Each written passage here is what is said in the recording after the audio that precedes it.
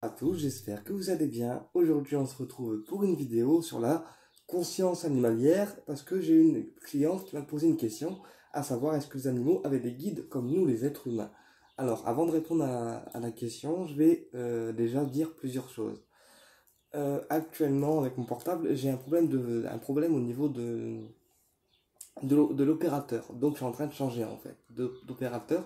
Donc c'est pour ça que sur mon portable on peut plus me joindre, je peux plus appeler personne pour l'instant parce que le changement d'opérateur est en train de se faire. Donc du coup tout ce qui est message et appel c'est compliqué vu que la transition entre mon opérateur et le nouveau est en train de se faire. Voilà. Donc c'est pour ça que je peux plus répondre aux messages ni aux appels, mais que vous par contre vous pouvez me contacter sans problème au même numéro, tout simplement. Deuxième chose, on me demandait si je faisais des signes astrologiques au niveau des guidances. Alors, les signes astro et moi, ça fait deux en fait. Je suis pas astrologue. Les signes astro, j'y connais rien. Enfin, je sais l'énergie des signes à peu près, mais pas au point de faire des guidances signe par signe. Et en même temps, mes guidances actuelles, c'est-à-dire les générales, plus les guidances semaine et week-end me prennent assez de temps, même enfin beaucoup de temps. Donc c'est pour ça que je peux pas non plus faire des guidances en fait signe par signe parce que ben, ça me prendrait trop de temps et ça serait trop de travail en fait sur la chaîne et en plus j'y connais rien. Donc je ne ferai pas un truc que je ne connais pas parce que ben voilà, je suis pas comme ça, je suis quelqu'un qui fait des expériences perso avant de lancer des sujets et de me lancer dans des nouvelles guidances. Donc les guidances signe par signe, c'est pas avec moi qu'on va les faire. Par contre, il y a Fanny Ferry qui en propose, je crois, sur sa chaîne YouTube. Donc, si vous voulez des guidances signe par signe, allez suivre Fanny Ferry Guidance. Elle fait aussi des guidances signe par signe, genre lion, bélier, nana, scorpion, enfin tu vois, des guidances individuelles signe par signe. Voilà. Troisième chose, du coup, j'ai un message à faire passer pour une cliente qui s'appelle Nora, qui me demandait est-ce que je peux intervenir pour un passage d'âme avec elle en duo. Alors la réponse c'est oui, parce que je te l'ai dit Nora, on interviendra ensemble pour le passage en fait d'âme, parce qu'il y a une âme qui doit passer de l'autre côté, et Nora sait le faire, mais elle a besoin que je l'aide en fait au niveau du passage d'âme. Donc oui Nora, on fera ce passage d'âme. Contacte-moi plutôt la semaine prochaine sur mon téléphone. D'accord. Je te répondrai et je t'aiderai pour le passage d'âme. Là, cette semaine, je suis surbooké jusqu'à au moins vendredi. Donc, pour cette semaine, c'est mort. Par contre, la semaine prochaine, contacte-moi directement sur mon téléphone et je t'aiderai pour le passage au niveau de l'âme du défunt. Bon, maintenant, on démarre le sujet initial de la vidéo qui est les animaux. Les animaux physiques ont-ils des guides comme nous, les êtres humains, et ont-ils une conscience? Alors, déjà, les animaux, voilà, pour moi, je les considère comme étant des êtres humains, parce que les animaux, enfin, un animal, c'est une personne humaine, d'accord? C'est juste qu'au niveau du jugement, au niveau de l'a priori, forcément, il est moins con que les humains, il n'en a pas forcément par rapport à nous, par rapport à son maître. Donc, oui, un animal a aussi une conscience, comme un être humain, et il a aussi des guides, voilà, qui le guident également. Alors, en sachant qu'un animal, que ce soit un chien, un chat, un perroquet, un oiseau, un serpent ou d'autres animaux plus bizarres, enfin, moins courants, quoi, les animaux ont tous des guides et sont tous avec nous pour une bonne raison. Et que souvent, ils ont été envoyés par là-haut avant que même nous on le sache en fait. Tu vois ce que je veux dire? C'est-à-dire que l'animal correspond toujours à son propriétaire parce que ben, Métatron, en fait, il a fait le choix d'incarner cet animal pour venir nous aider. Alors moi j'aime bien les chats et les chiens, tu vois, parce que je trouve que les chats et les chiens déjà c'est de très bons thérapeutes au niveau des énergies. Voilà, les chiens sont aussi des thérapeutes énergétiques dans le sens où ils peuvent eux aussi recevoir des techniques de soins et en plus recevoir également l'initiation énergétique aux techniques de soins. Personnellement, ma chienne, elle est initiée au deuxième degré de Reiki parce qu'elle a voulu son deuxième degré de Reiki, donc je l'ai initiée.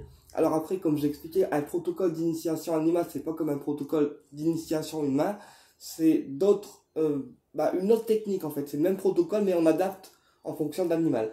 Donc les chiens et les chats peuvent être aussi initiés en fait au Reiki ou d'autres techniques énergétique, ça leur permet à eux d'être plus sociables, d'accord, d'être plus sociables, d'aller un peu plus aussi vers les gens et d'avoir un meilleur ressenti énergétique, c'est-à-dire une meilleure connexion énergétique, parce qu'en fait les chats et les chiens sont des éponges et donc eux ressentent tout, c'est-à-dire l'énergie du lieu, l'énergie des personnes, donc de vous en tant que maître, mais aussi l'énergie des personnes extérieures.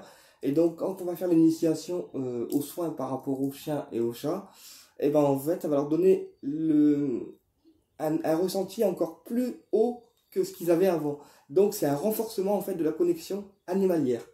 Voilà, c'est pour ça que les chats et chiens peuvent aussi être initiés à différentes voilà, techniques de soins. Donc les chats et chiens sont des thérapeutes comme nous. C'est pour ça que moi les chiens et les chats j'adore. Parce que ben, ce sont des thérapeutes comme nous. Et effectivement ils ont une conscience, c'est-à-dire que eux aussi ont des rêves, donc des rêves animaliers ou des rêves par rapport à ce qui s'est passé dans la journée, dans leur journée à eux. Après, il faut comprendre aussi que les émotions des animaux, c'est différent de nous parce que nous, en fait, on est conscient du temps, de l'heure, de la dimension dans laquelle on est. Les animaux, eux, n'ont pas conscience du temps. Par exemple, tu pars, mettons, une journée, tu rentres le soir, bah, pour eux, en fait, c'est comme si ça faisait 15 ans que tu n'étais pas rentré. Tu vois ce que je veux dire? Donc les animaux, ils ont une conscience qui est complètement différente de la nôtre, dans le sens où ils n'ont pas de repérage au niveau temporel, ils n'ont pas de repérage au niveau de l'heure. C'est juste en fait des habitudes que nous on prend avec eux qui leur permettent de reconnaître telle ou telle chose quand on pratique en fait. Tu vois ce que je veux dire? Par exemple, si tu as l'habitude de donner à manger à ton animal à telle heure, eh bien rien qu'à voir le geste que tu vas faire, il va comprendre que pour lui en fait, ben, c'est l'heure de manger, même s'il a aucune connexion temporelle par rapport à nous en fait. Tu vois ce que je veux dire? Donc voilà, les animaux, c'est... Oui, ils ont aussi des guides, donc certainement des êtres de lumière humains et des guides animaliers. Ça, pour le coup, j'en sais rien, parce que j'ai pas encore eu l'expérience et j'ai pas encore vu de guide animalier, donc je peux pas te dire si c'est des êtres humains ou des animaux, mais je pense que il y a des maîtres ascensionnés, d'accord, et un animal de pouvoir, un peu comme un animal de protection, invisible en fait, qui protège l'animal. Je pense qu'en fait les animaux sont accompagnés d'animaux totems, et en plus ce qui est bien chez les animaux, c'est que c'est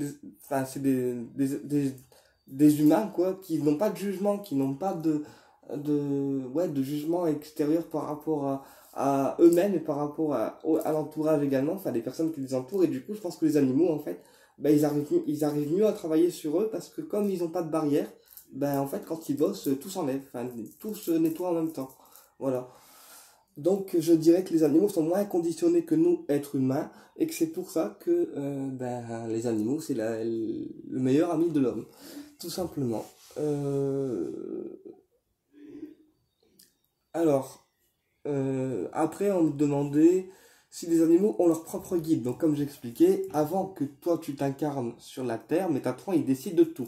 C'est-à-dire qu'il décide de ton prénom, de ton métier, de ta situation, de ce qui va t'entourer ici terrestrement. Et après en fait, une fois que tous les contrats ont été signés par Métatron lui-même, et ben en fait il va décider de quel animal tu auras, de pourquoi il va être là, de quelle mission il aura à faire avec toi. Tu vois que ce soit un chien, un chat, un serpent, un oiseau, on s'en fout. Mais les animaux sont choisis à l'avance par Métatron. Et donc quand il y a une incarnation terrestre d'un animal, c'est forcément pour une raison particulière.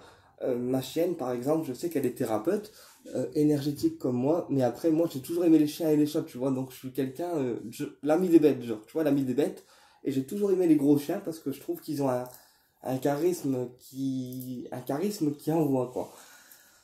Voilà. Et puis les labradors, parce que les labradors, ce sont vraiment des chiens qui sont très sociables et aussi très amicales. Et moi, ben, j'ai besoin de ça, en fait, au niveau des animaux.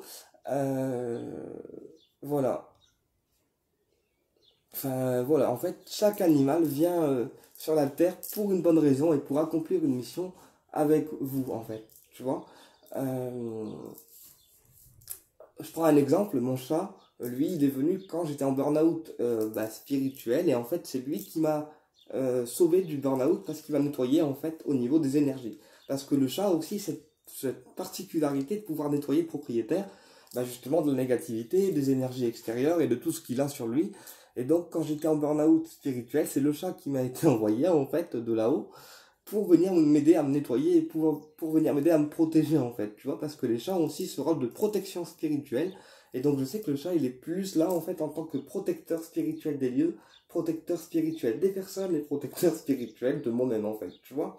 Donc chaque animal est envoyé pour une bonne raison. Euh, Bah écoute, j'espère que la question a été correctement euh, abordée. Je vous dis à bientôt pour une prochaine vidéo et au plaisir de vous retrouver.